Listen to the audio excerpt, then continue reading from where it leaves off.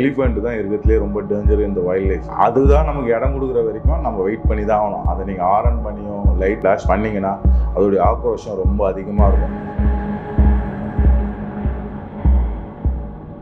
சஃபாரியில் நான் ரொம்ப அனுபவப்பட்டுக்கிறேன். நான் வந்து நைட்டில் ட்ராவல் பண்ணுறப்போ ஆக்சுவலாக வந்து அலோடு ரோடு, ஆனால் பட் எலிஃபெண்ட் 2 வந்து நட் ரோட்டில் நிற்கிது.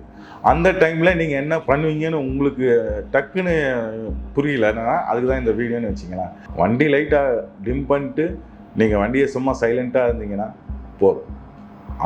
அதுதான் நமக்கு இடம் கொடுக்குற வரைக்கும் நம்ம வெயிட் பண்ணி தான் ஆகணும். அதை நீங்கள் ஆரன் பண்ணியும் லைட் இது பண்ணியும் ஃப்ளாஷ் பண்ணியும் அது பண்ணிங்கன்னா அதோடைய ஆக்ரோஷம் ரொம்ப அதிகமாக இருக்கும். எலிஃபெண்ட் தான் இருக்கிறதுலே ரொம்ப டேஞ்சர் இந்த வைல்ட் லைஃப். ஏன்னா மிச்சதெல்லாம் நீங்கள் வண்டிக்குள்ளே இருந்தாலும் சேஃபு, டைகர் வந்தாலும் சரி எது வந்தாலும்.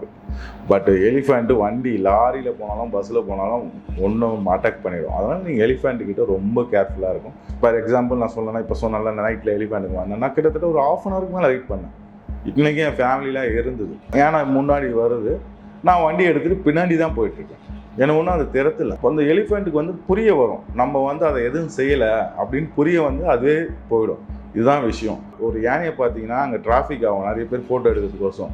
நீங்கள் பார்த்துட்டு அப்படியே கடந்து போயிடுங்க. அதுதான், ஏன்னா டிராஃபிக்கில் மாட்டினா அது எப்போ வந்தால் யாருக்கு வண்டி எப்படி எடுக்கணும் கூட சில பேர் வண்டி ஆஃப் பண்ணுவாங்க. இந்த மாதிரி வைல்ட் லைஃப்பில் நிறைய இது பண்ணும்.